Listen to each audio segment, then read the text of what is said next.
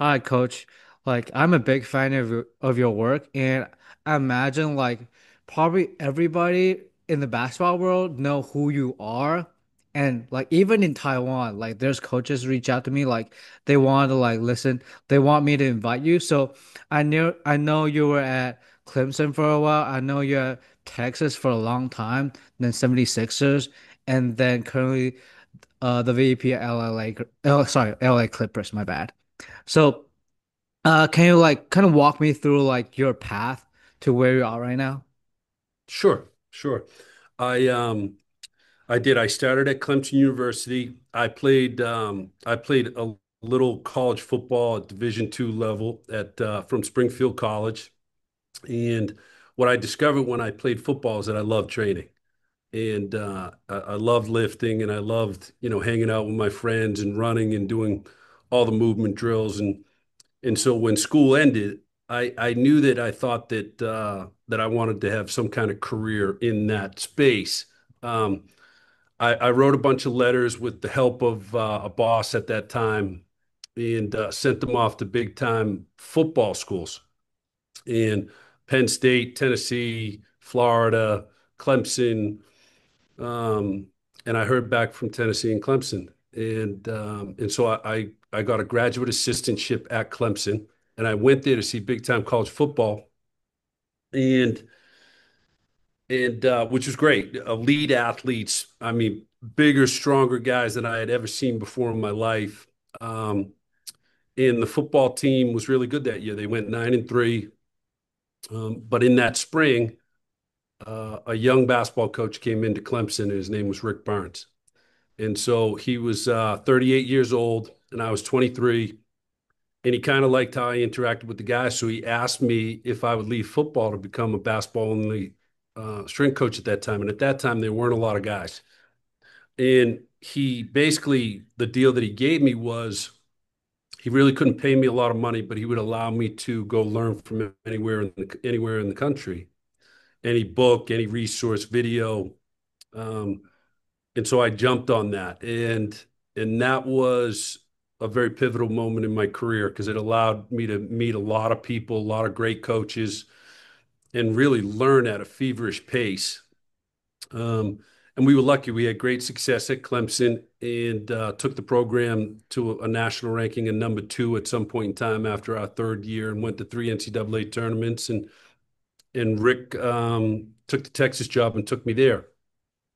The Texas job was a great job for 17 years. We had some elite players that really made me think differently about training. Um, and I just had this generalist view of learning in regards to like anything that I could potentially learn to help an athlete become better. I've always been really curious but some of those great athletes really made me think differently about training and they made me think outside the bonds of traditionalism in how we've looked at training. And then the 76ers in 2015 came and knew that I had developed some skills in like the restoration space where, helping athletes go from, rehab back into performance. And they had a couple needs at that time that I could help with. And that was a really cool experience, a major growth opportunity to adapt to something completely new and a completely different game. And then in 2019, the Clippers were transitioning into another space that they felt that I had some qualities that could potentially help the organization. And so I jumped on with those guys back in 2019. And I'm vice president of player performance, so I oversee the performance areas and help coordinate all the performance plans that we design with the guys with the help of our leader in our space, Maggie Bryan, who's the president of Performance Health and Wellness. So yeah, it's been 31 years, so I'll be into my 32nd year in some kind of high performance setting, and it's been a really really cool journey. Nice, nice. So, um, last year, me and Adam Petway went on a trip to like 10th Par, D1 Par 4 school, and a lot of, I think a lot of those coaches was heavily influenced by you in terms of like training basketball.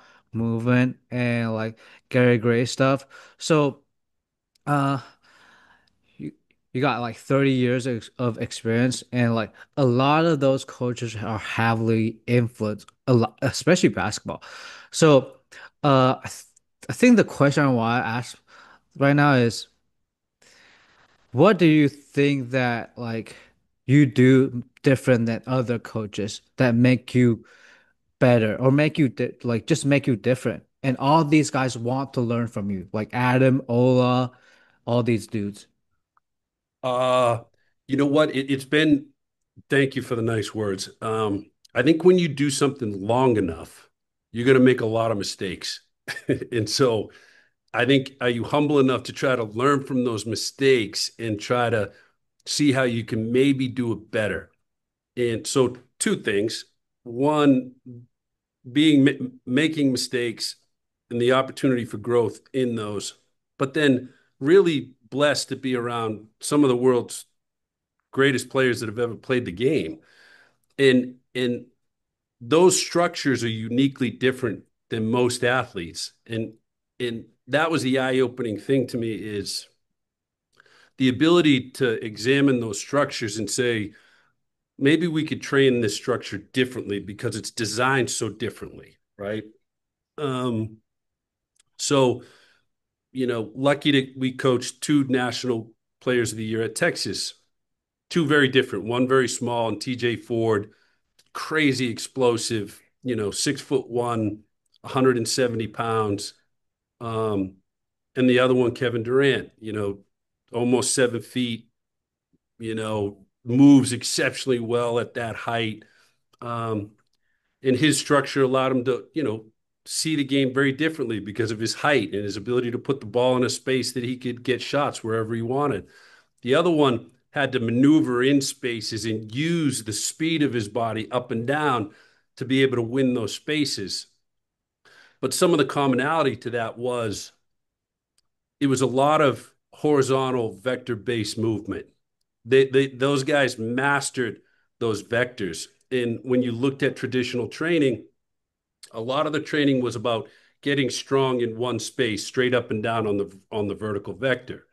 Um, However, these guys were masters of using the speed and the mass momentum of their bodies to go slower and faster and to alter those spaces in their opponents, how they functioned in those spaces. And so that made me really think differently about training. And then just going into the principles of the human body, how it was really designed, and gaining that from the applied functional science background from Gary Gray, and then learning a lot about the fascial system starting back in 2006 and 2005 with Thomas Myers. Those two sciences kind of married each other exceptionally well. They really supported each other. Um, the body's highly integrated. It's a chain reaction. And so when you started to learn the functional anatomy of the body, it was hard to deny that maybe I could be training some in a way that would be more efficient for a basketball player. So we started to do a lot more horizontal vector-based movements instead of vertical. And then just understanding the integration and how important the foot, the hip, and the trunk and thoracic spine, how those things all function together to create an efficient vehicle for movement. Nice, nice. I'm glad you brought up like different vectors of the force, because like like we mentioned, uh I went on a trip to test like those 10 D1 par for school, and a lot of them like Garrett from Tennessee, Vince at Pitt, uh a lot of those guys did a lot of Gary Gray stuff. And it it's really cool that I just observe, I can't say that that's a result, but what I observe is that if those coaches put some sort of like 3D maps or like Gary stuff in it, overall they move pretty well. Instead of like just uh squat, drop jump.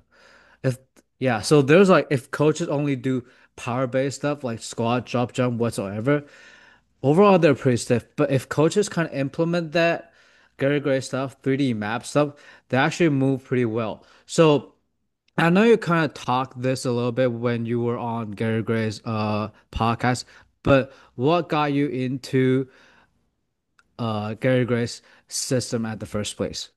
Yep. So that's a great question. I had transitioned from Clemson to Texas. And so my journey in that space, I went from a high intensity guy in the weight room. That's what Rick Barnes wanted me to be when he first hired me. So I learned that system, and I had started to move into the power system, some of the traditional Olympic lifts, modified Olympic lifts. But at Clemson, we were in elite shape. You know, but we always had some knees, some low backs, some little things that I just couldn't figure out. And then when we took the Texas job, we had five really good players on our first team, and but they all had some kind of issue: shoulder, knees, osteitis, pubitis. So I started to search for, potential practitioners that had skills that were in the performance world that kind of could bridge those things across. And so I just started taking swings, and I was learning from, at that time I still had that deal, so I was traveling everywhere. Vern Gambetta's courses. I met Gary back in, I think, 1999 or 2000 at a course called Chain Reaction in Raleigh, Durham, North Carolina. And as I sat in there, I wasn't, there weren't a lot of strength coaches in there. The majority of them were physical therapists. And when they started to teach, I instantly recognized there was a major gap in understanding the functional anatomy, and I was really overwhelmed. But I could tell what he was talking about probably made sense with the confidence of his voice. As I started to learn where the functional anatomy really was, and but the teaching was very overwhelming, but there was some truth to it. I actually went back and took that exact course for the next 6 or 7 years in different parts of the country, the exact course. That's how dense the course was. But every year I was able to extract a little bit more and a little bit more and a little bit more. And I had a great intern program at Texas. So, guys like yourself, I had 4 or 5 of you every semester, and some guys that were really smart and could really take in information a particular way. So I was gathering all this information. I'd just throw it on the table, and these guys would read it, and we would just start talking about it. And it allowed me to create a learning environment that was maybe really good for me. And so I was able to ask questions and how they explain things, and I started to really start to understand applied functional science over 5 or 6 years. But also in that stretch, I had some athletes that were really hurt that we couldn't figure out the solutions for. Took those athletes to Gary and Dave Tiberio. They gave us some strategies and things that we had really struggled to fix. We had found solutions for. Those players were able to stay on the floor and be available for play, and became more sustainable athletes, and that reason we won more. And um so yeah, that was a really cool part to the journey, was discovering, these aha moments through Gary, but having a learning environment with all these GAs at that time, that we could ping pong all this information. And then we started to take those principles and drop them into training systems and develop a mobility training system for whatever force signature we were going to do for that day, whether it was linear, lateral, multi-directional force signature. We could use those principles to create this mobility system, this strength system, and this power and speed systems based off the applied functional science principles. So there were a lot of people over that time, because every other year there were 4 or 5 guys like you. And so just imagine there's like 20 to 25 guys in a 5 year window with all different, learning capabilities and teaching capabilities. So that was a really fun time in my career. And that's why some of those guys are out in that field now, right? But that was how I met Gary at the chain reaction course. I took that almost 7 years, I think, from all over the country, Chicago, Boston, Portland, San Diego.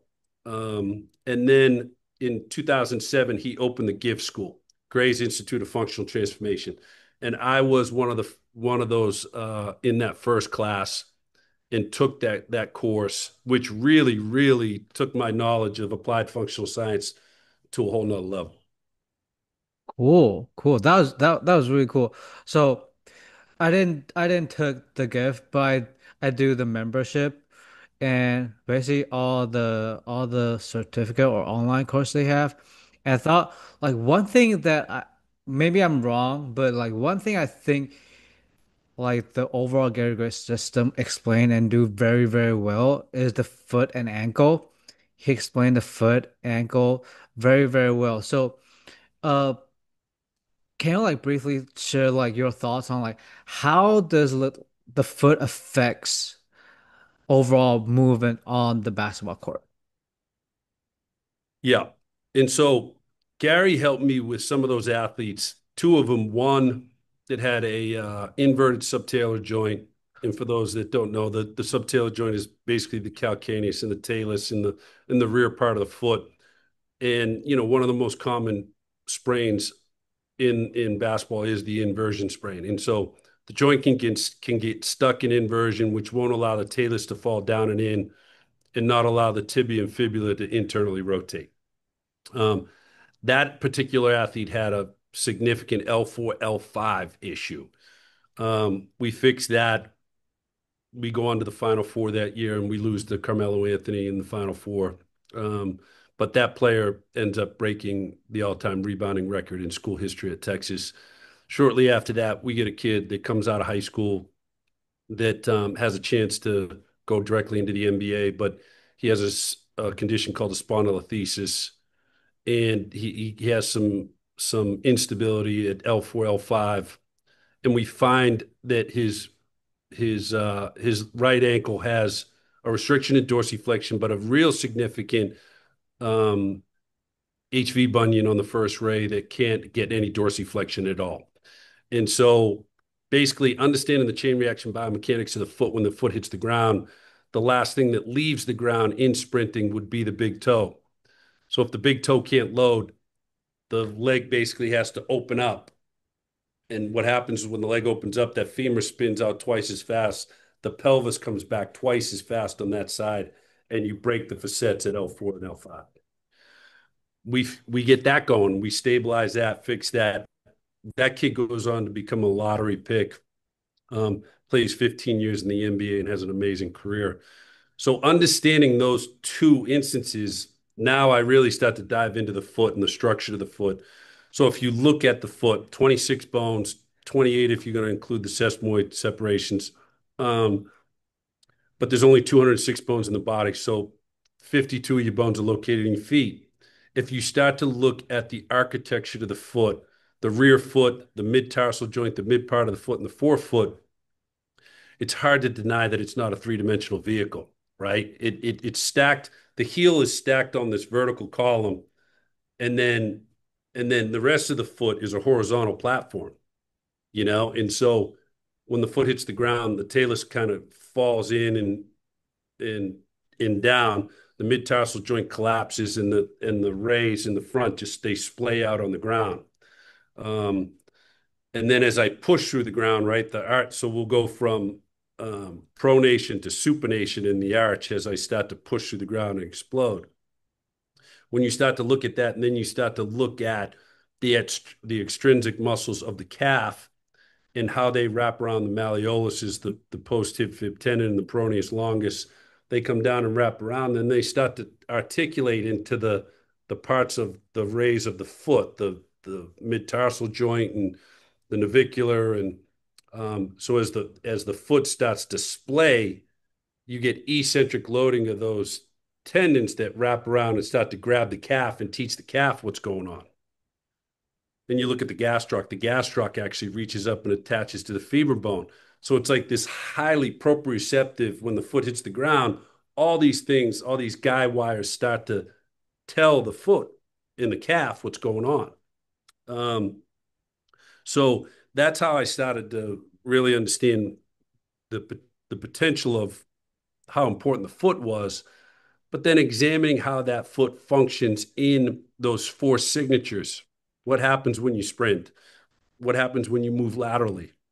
What happens when you have to move multi-directionally and cross over and create internal rotation? Do you have the mobility in that basically at the ankle joint to create talocrural straight sagittal plane? Do you have the internal external rotation to be able to plant and load and explode? And then do you have the frontal plane to really drive that joint also? And so I think it's really important that you look at the foot three-dimensionally and in three different places, the rear foot, the midfoot, and the forefoot, to see if it functions locally first with your hands, and then can you put it on the ground and look at that globally to assess it. Man, I'm really glad that I did all the Gary Gray stuff before we have this conversation. Otherwise, I'm gonna be like, what? I But was that guy. I but was like, what is going on? I was yeah, that. but like that actually makes sense because what's interesting is like last week I was doing a consulting job on a university and they got two ACL return to play, and those who basically still have like knee pain and low back pain. And by looking at their foot and their knee, like trying to help them, try to do a little bit FMR on them, help them move better, help them feel better. So that's exactly what you said, and it's really awesome, right? Yeah, thank you, man. Thank you. I still feel that way some days. Like the applied functional science can be very overwhelming and confusing at times, and you get an athlete that makes you think really different, you know? But yeah, no, I appreciate your good word, D. Yeah. So, I remember like a few months ago, I was talking to Gary Gray, and he said he learned a lot from you when he was, I forgot, is it at Clippers or is it at Sixers? He said like you guys basically do FMR on every single athlete. Maybe that changed, but like, do you still do that FMR with the feet, foot, and ankle for your athletes like every day? And because I think last year or 2 years ago, there's actually a research that NBA published that most of the basketball player had their midfoot are actually like stuck. They don't have movement over there. So I wonder like how much are you able to get from that by doing FMR every single day? Sure. Um, I'm really lucky now, Eric, that we have a staff, a medical staff that can put their hands on their feet and mobilize the rear foot, mobilize the mid-tarsal joint, and then, and get a feel and audit those things on a daily basis. So I don't necessarily have to do the localized joint mobilizations that much anymore. Occasionally I'll ask, hey, can I wiggle on that? Can I? And they'll let me, so we can exchange what each one of us are seeing and feeling on the athlete. Um, we still do a lot of functional manual reaction. So for people that are just listening, FMR means functional manual reaction. And so functional meaning usually the foot's on the ground, you're integrating the foot, the hip, the whole body, and you're facilitating it through the mass and momentum of someone's body. And so there's a particular rotation. So if my hands were wrapped around um, the tibia and the fibula, right? And as we went forward, we would get internal rotation. So I could, and it's not like I'm grinding that person through it. I'm just facilitating what it should feel like so I'm giving my hands are giving feedback to the athlete as they move what those bones should feel like, right? Um, and so we do a lot of that. And I could place my foot under the arch, and as they load, I could create the pronation and the supination, and use my other hand to create the load of the tib fib. And we will get we'll get some significant pops and stuff out of the mid-tarsal joint at time when it loads, and so we get some pretty loud cavitations out of particular athletes. Um, but basically, what my hands are doing is I'm facilitating either speeding up a particular chain reaction or I'm slowing it down. So I could slow the femur down in hip extension, or I could speed the femur up in hip extension to allow the extensibility to the tissue to start to respond to it, right? And so you're trying to break these cycles that the athlete's stuck in these compensatory patterns. Can you use your hands to either slow something down or speed it up that the tissue starts to integrate correctively? Now all of a sudden the motor program, you know, when you take that athlete after you're helping them change the nervous system to a certain degree that when you put them back in function, they can coordinate those movement patterns with more stability and balance and be able to change direction. I'm not Nice. even sure if I answered your question. Yeah, yeah, yeah. Because that was really awesome. I was like, man, this is really awesome. So, uh, I want to go back to like, last year we did a change of direction study, and Mhm. what is really cool is I think few months after that, you, Ola, and Adam hop on a call for 1080 to discuss like what you guys see when like basketball player do change of direction, do deceleration.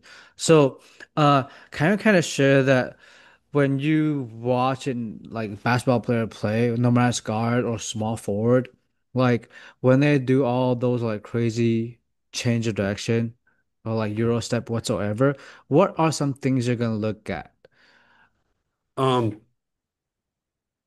well, things that I'll look at are at our level, we have so many different structures. Like you got 6 foot to 7 foot. And so it's not one size fits all, especially in regards to change of direction training. So if we were to define change of direction training, which I think it would be good that we define it, is the ability to accelerate, the ability to accelerate and decelerate, right? The art of acceleration.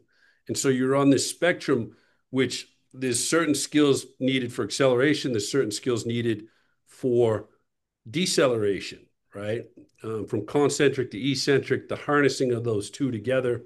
Um, but does the body have the motion needed at the ankle joint, the knee joint, the hip joint, um, to be able to access the soft tissue structures, you know, collectively together? And very rarely do we have a player that's symmetrically perfect. And so we could have athletes that create a unique structure on the left leg, a unique strategy of how to decelerate on the left leg versus the right leg. Example, patellofemoral. You have a patellofemoral, the structure is altered. Behind the kneecap, it's changed. They can't load in deflection like they could out of the other leg. So they have to now you want to try to give them the most range of motion that you can give them in the left, but understanding that strategy may be really different. And so for example, and it's force signature dependent. That's why this is really important in our field. The majority of force plate data has been very vertically driven, right? Chain reaction biomechanics change completely when you start to move anterior, right lateral, right rotational, left rotational. You access different muscles, you integrate things differently.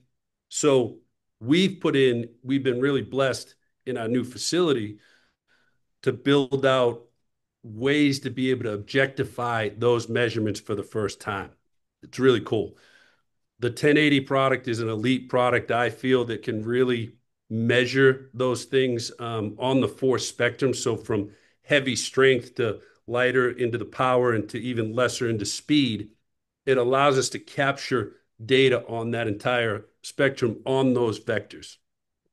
Then we were able to put in a very extensive biomechanics lab that has Bertec triaxial force plates um, with the kinematics.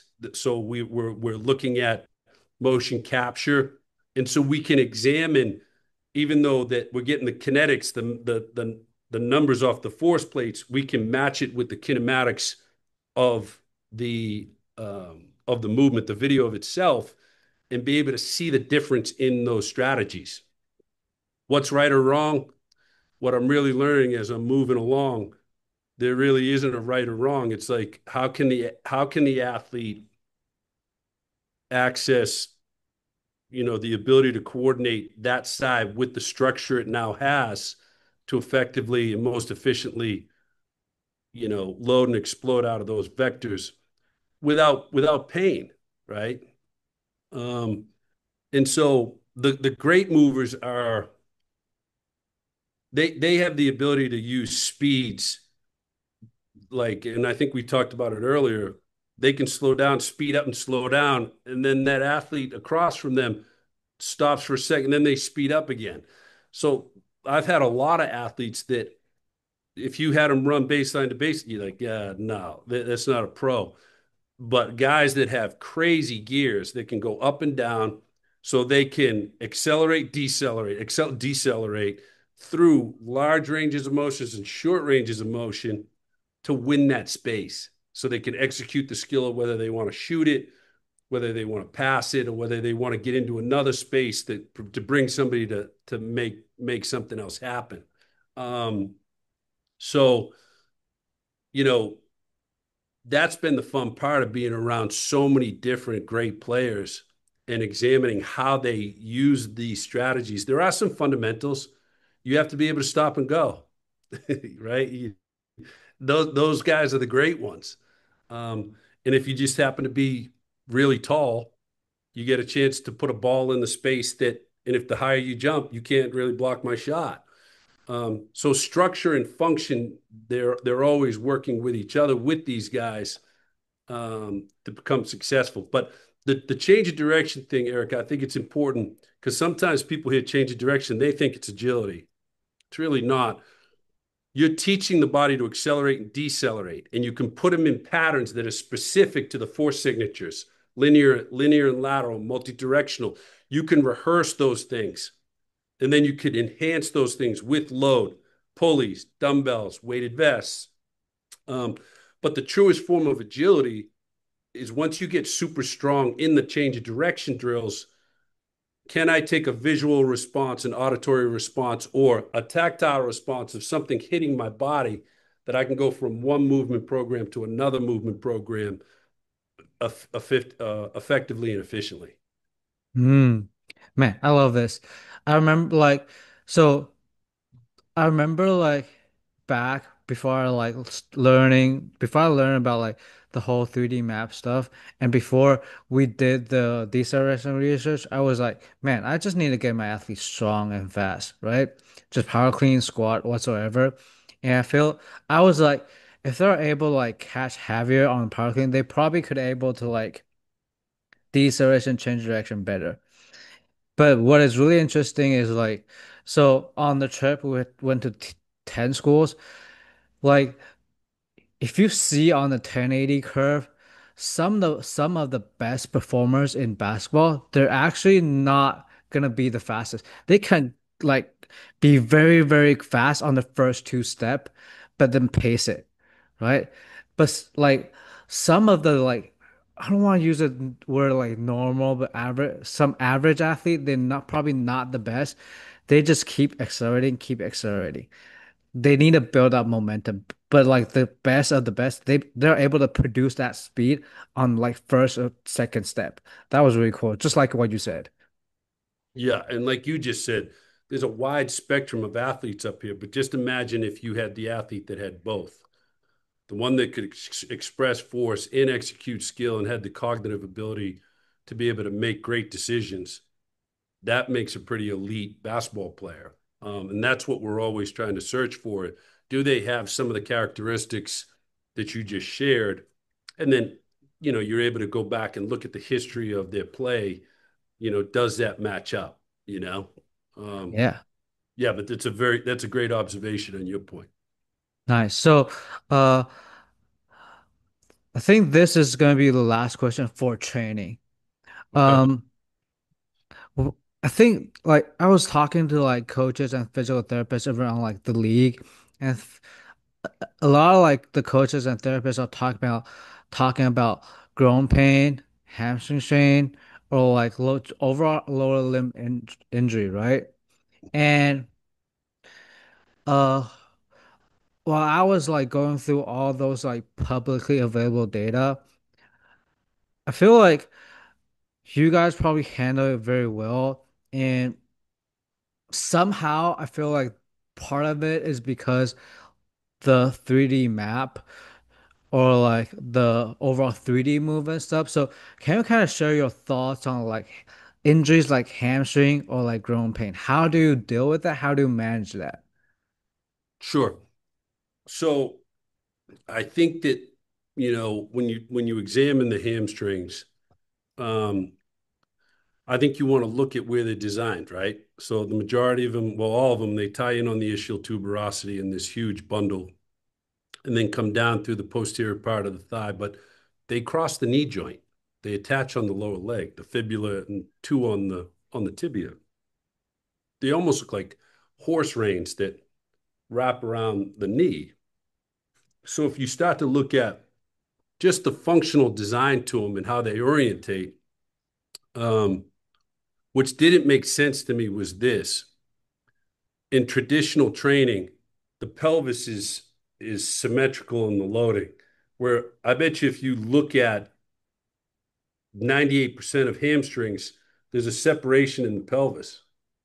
And so what's really going on in the front hamstring or the back hamstring at that moment in time that makes the hamstring where it doesn't understand the speed or the force that happens in what exactly happens. Is it connective tissue? Is it a muscle?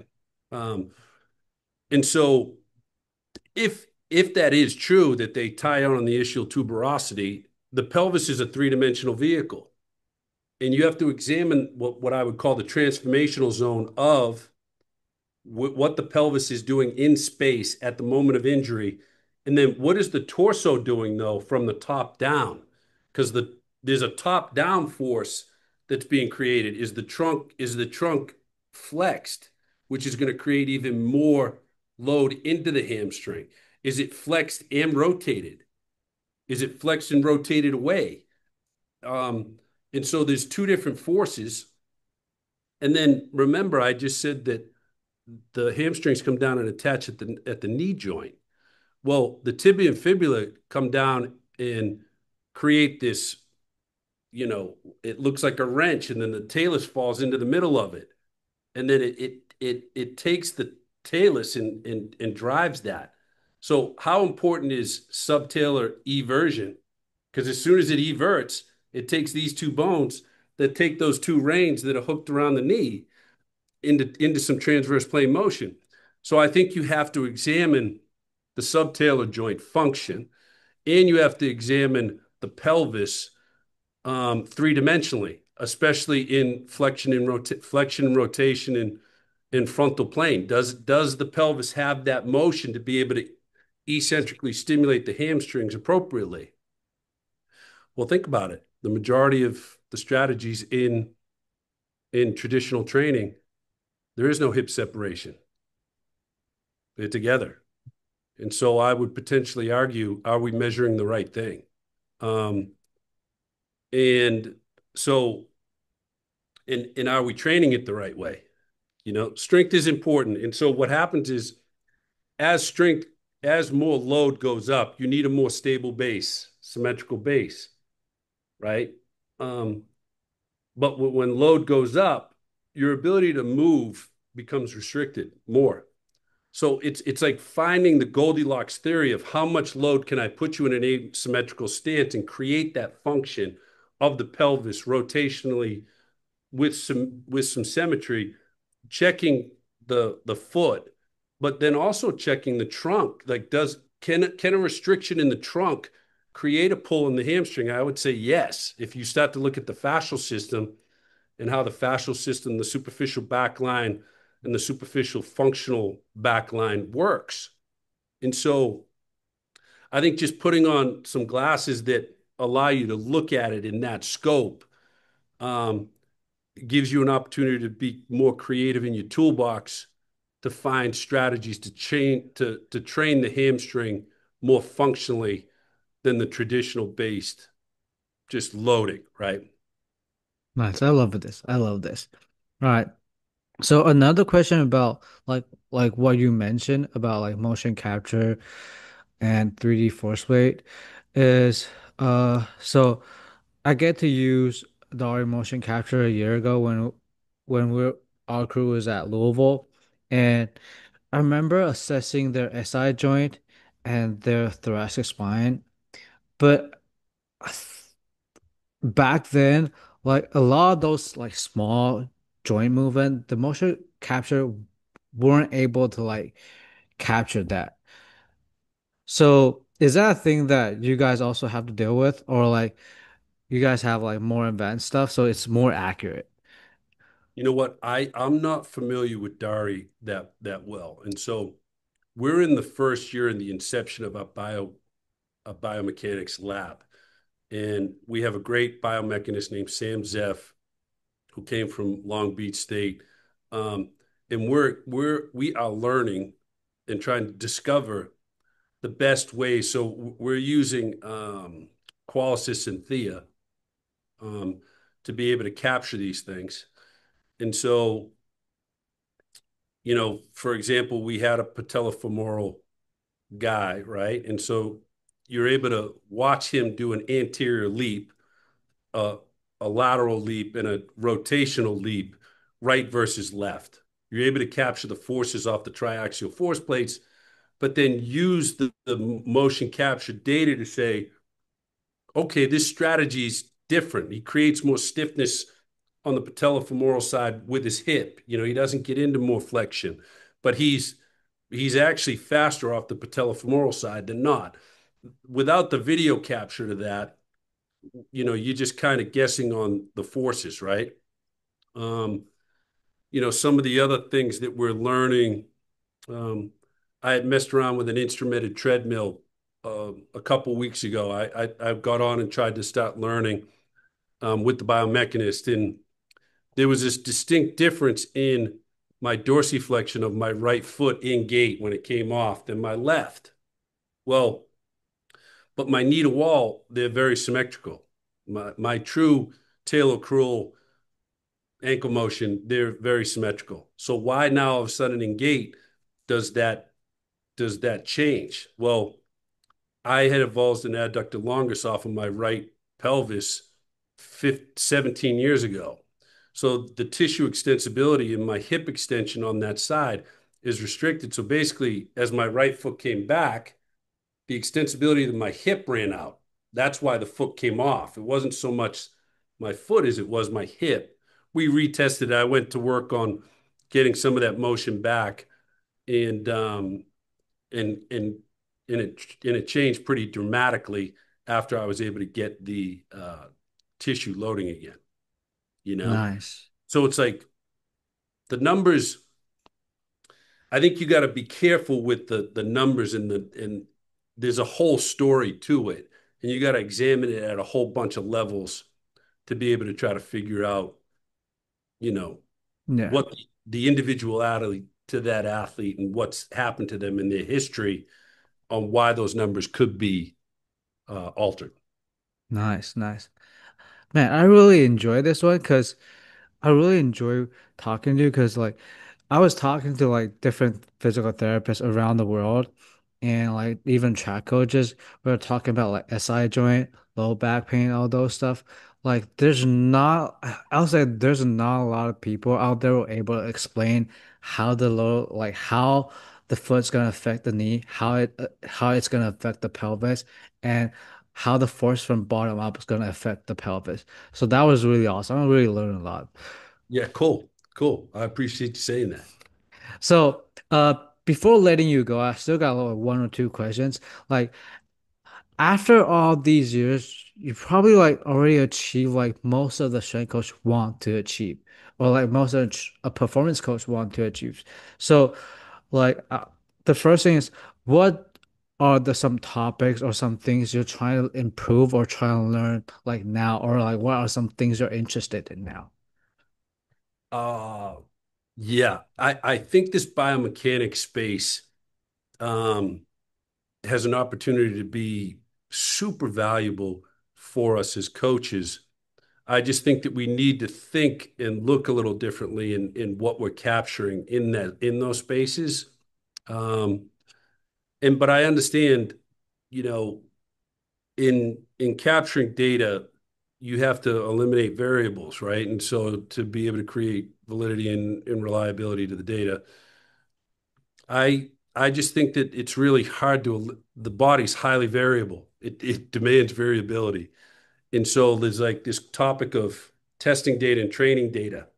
And can we use training data to still you know, uncover and discover things in the individuality of the athlete? And I think we'll get more out of the training data than the actual testing data because you're eliminating all these variables to make the test consistent.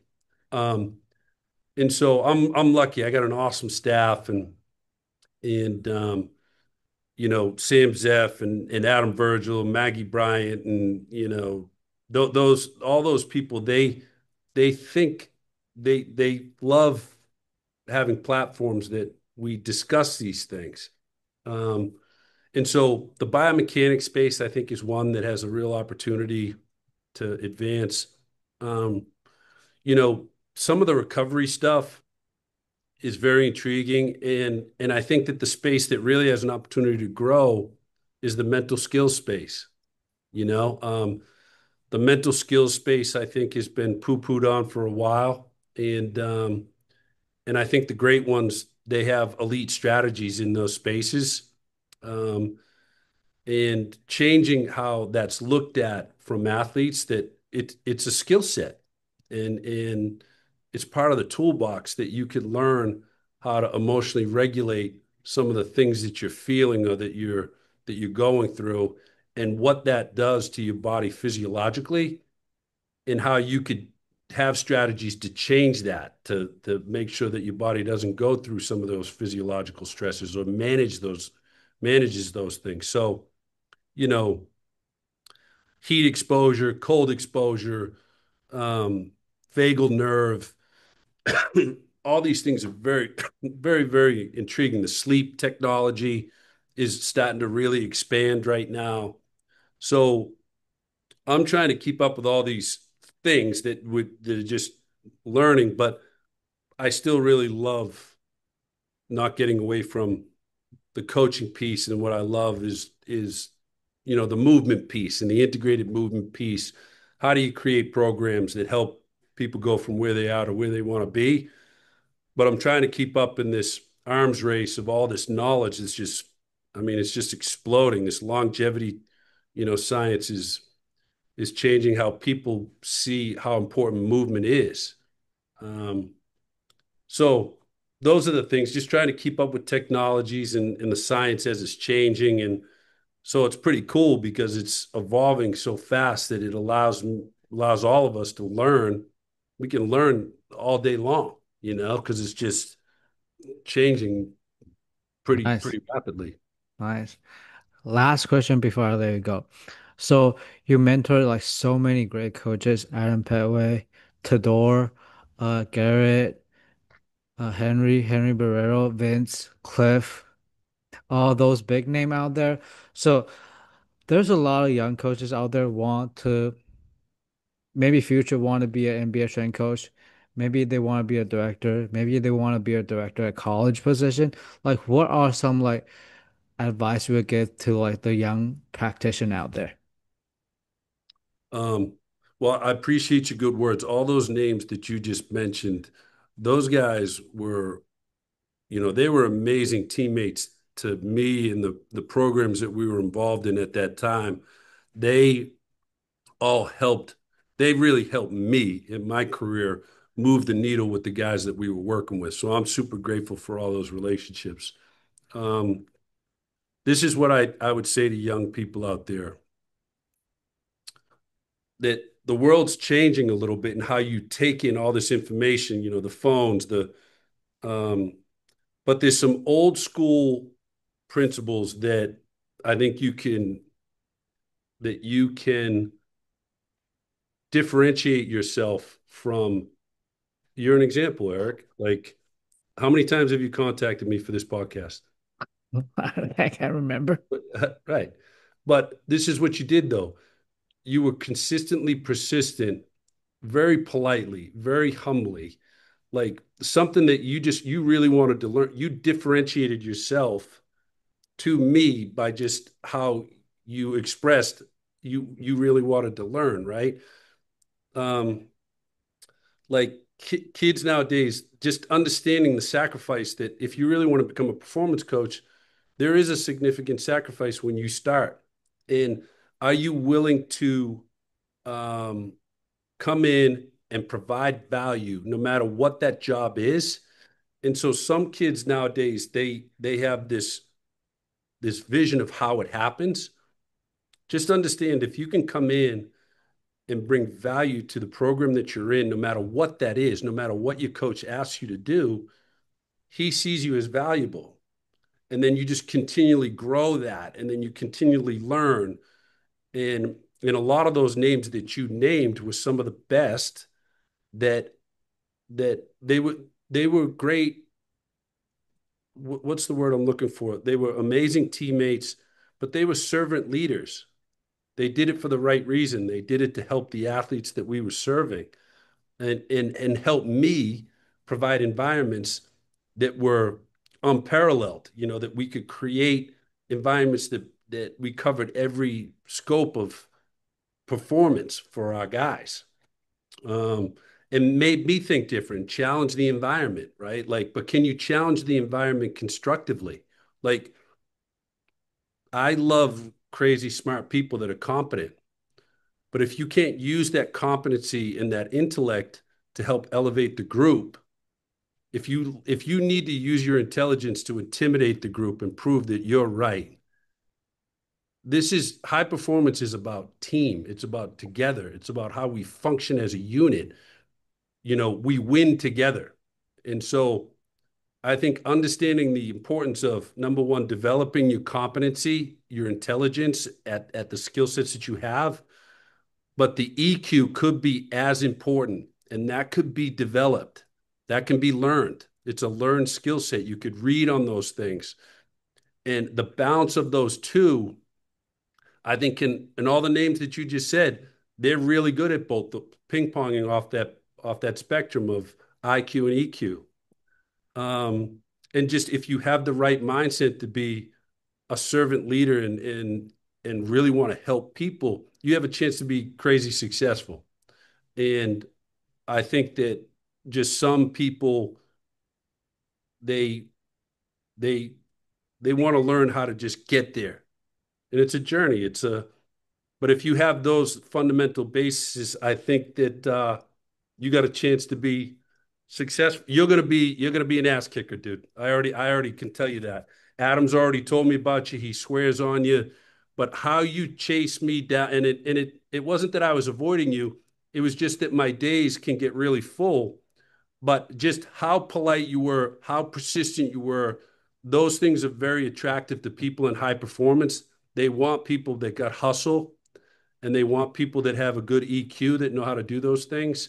And so for that reason, I know I'm going to blink and I'm going to look at you in 5, 10, 15 years, and you're going to be on a trajectory that you got flames coming off you.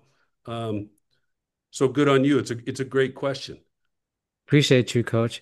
Man, I'm honored to be able to, because I learned from Adam, and I'm honored to learn from all those big names, Cliff, Vince. They're all nice to me. And it's really honored for me to like have you on my podcast. Well, Appreciate that. the honor is mine, my friend. It is mine. And so I appreciate you finding a way to get this done for us. And let me know if there's anything that I can ever do to help you, okay? Okay.